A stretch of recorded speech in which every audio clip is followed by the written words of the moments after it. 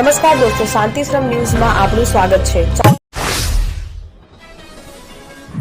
Palanpur Abu road highway પર અમીરગઢ નજીક ફડથાના પાટિયા પાસે એક વેગેનાર કારને ગંભીર અકસ્માત નડ્યો છે। આ દુર્ઘટનામાં કારમાં સવાર પુત્રનું ઘટના સ્થળે જ કરુણ મોત નીપજ્યું હતું, જ્યારે પિતા ગંભીર રીતે ઇજાગ્રસ્ત થયા હતા। કાર ડિવાઈડર સાથે અથડાઈને પલટી મારી ગઈ હતી। મળતી માહિતી અનુસાર પિતા પુત્ર સરગજથી પાલનપુર તરફ જઈ રહ્યા હતા, ત્યારે અમીરગઢના ફડથાના પાટિયા નજીક તેમની કાર અચાનક ડિવાઈડર સાથે અથડાઈ ગઈ હતી। અકસ્માત થતાં જ આસપાસના લોકો મદદ માટે દોડી આવ્યા હતા। ગંભીર રીતે ઇજાગ્રસ્ત પિતાને તાત્કાલિક સારવાર માટે પાલનપુર ખાતે ખસેડવામાં આવ્યા હતા।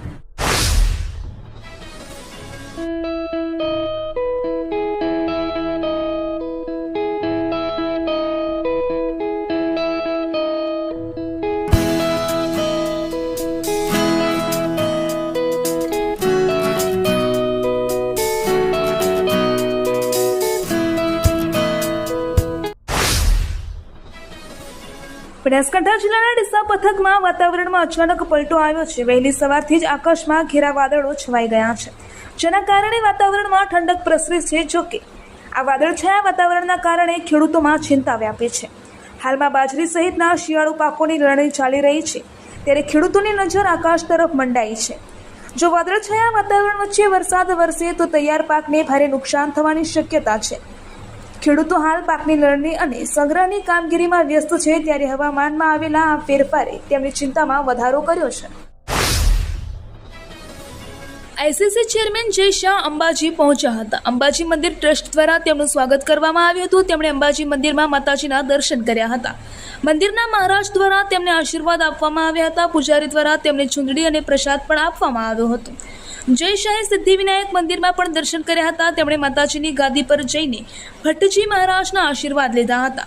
નોંધનીય છે કે જય શાહ અવારનવાર માતાજીના આશીર્વાદ લેવા અંબાજી મંદિર મુલાકાત લે છે।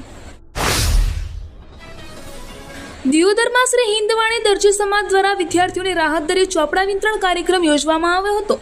દરજી સમાજ શિક્ષણ સમિતિ દિયોદર અને દાતાઓના સહયોગથી આ કાર્યક્રમનું આયોજન કરવામાં આવ્યું હતું।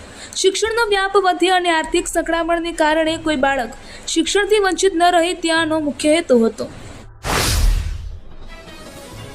દિયોદર તાલુકાના મુલકપુર ગામની પ્રાથમિક શાળામાં શિક્ષકોની ભારે અછતને કારણે પ્રાથમિક શિક્ષણ કથળી રહ્યું છે। આ મુદ્દે ગામના સરપંચ, આગેવાનો અને ગ્રામજનોએ તાલુકા શિક્ષણ અધિકારીને આવેદનપત્ર સુપરત કરી તાત્કાલિક જગ્યાઓ ભરવાની માંગ કરી છે।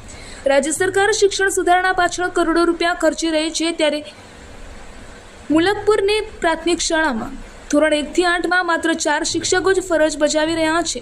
આધુનિક ટેકનોલોજીના યુગમાં આટલા ઓછા શિક્ષકોથી વિદ્યાર્થીઓને યોગ્ય શિક્ષણ મળી રહ્યું નથી। ડીસા પાલનપુર રોડ ઉપર એક ઘોડાની એમ્બ્યુલન્સ પલટી ખાઈ ગઈ હતી। અકસ્માતમાં એમ્બ્યુલન્સમાં રહેલી ઘોડી અને ડ્રાઈવરનો આબાદ બચાવ થયો હતો। પ્રાથમિક માહિતી અનુસાર રોડ ઉપર પડેલા એક ટ્રેક્ટર સાથે ઘોડાને લઈ જતી એમ્બ્યુલન્સ અથડાતા આ ઘટના બની હતી। અકસ્માતને કારણે ડીસાથી પાલનપુર તરફ જતો માર્ગ થોડા સમય માટે અવરોધિત થયો હતો। માર્ગ અવરોધિત થવાને કારણે બંને તરફ વાહનોની લાંબી કતારો લાગી ગઈ હતી અને ભારે ટ્રાફિક જામ સર્જાયો હતો। આ ઘટનાની જાણ થતાં પોલીસ અને સ્થાનિક લોકો તાત્કાલિક સ્થળ પર પહોંચ્યા હતા।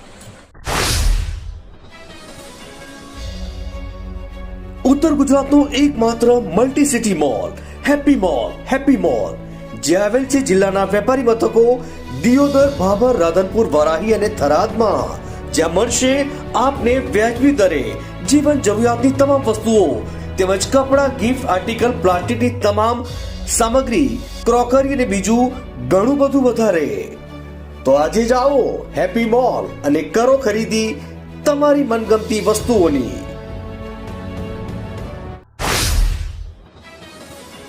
આંતરરાષ્ટ્રીય સ્તરે યુદ્ધની સ્થિતિ અને પેટ્રોલિયમ પેદાશોના વધતા ભાવની સીધી અસર હવે સામાન્ય લોકોના રસોડા અને ઘર ખર્ચ પર જોવા મળી રહી છે।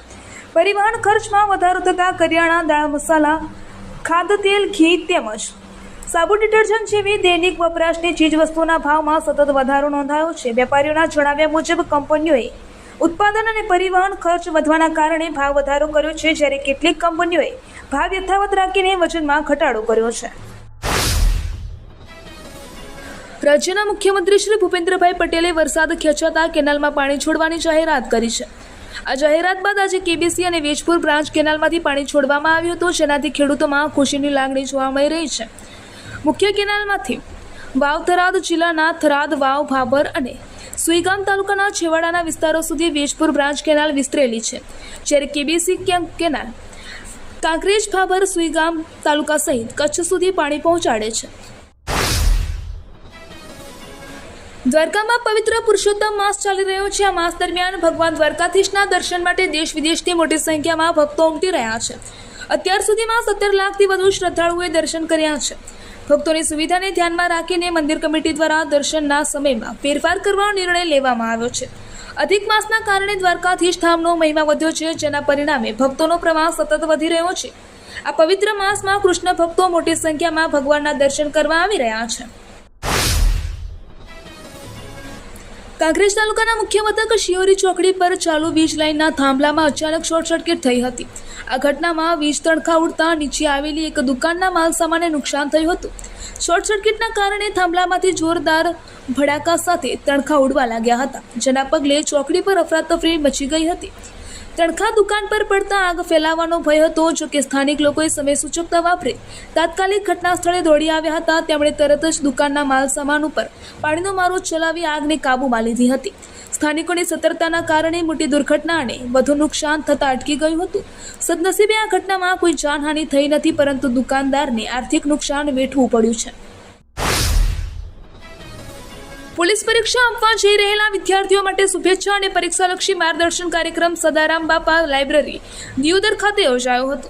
આ કાર્યક્રમમાં દિયોદર તાલુકાના સિનિયર એડવોકેટ ભરત ઠાકોરે વિદ્યાર્થીઓને પરીક્ષા સંબંધિત મહત્વપૂર્ણ માર્ગદર્શન પૂરું પાડ્યું હતું અને તમામ પરીક્ષાર્થીઓને શુભકામનાઓ પણ પાઠવી હતી. સૌએ પોલીસ પરીક્ષાર્થીઓને પ્રોત્સાહન આપ્યું હતું અને તેમને ઉચ્ચ ગુણ સાથે પરીક્ષા પાસ કરી સમાજ તથા ગામનું નામ રોશન કરવા અને પોલીસ દળમાં નિમણૂક મેળવવા માટે શુભેચ્છાઓ પાઠવી હતી. ડીસા તાલુકાના જુનાડીસા ગામમાં ચાલી રહેલી ભૂખ હડતાલનો અંત આવ્યો છે.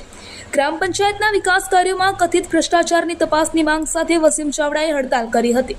સાંસદ જ્ઞાનીબેન ઠાકોરની હાજરીમાં વસીમ ચાવડાએ પારણા કરી હડતાલ સમાપ્ત કરી હતી.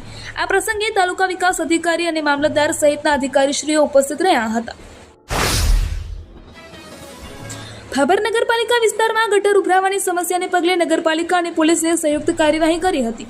આ કાર્યવાહી અંતર્ગત પમ્પિંગ સ્ટેશનો પર ગેરકાયદેસર રીતે લગાવવામાં આવેલી મોટરો, વાયરિંગ અને અન્ય સાધનો જપ્ત કરવામાં આવ્યા હતા. ગેરકાયદેસર પાણી અને વીજળી ચોરીના કારણે શુદ્ધિકરણ પ્લાન્ટની કાર્યક્ષમતા પર અસર થતી હતી. આ કાર્યવાહી બાદ પ્લાન્ટ હવે નિયમિત રીતે કાર્યરત થઈ શકશે, જેનાથી ગટર ઉભરાવાની સમસ્યામાં રાહત મળવાની અપેક્ષા છે.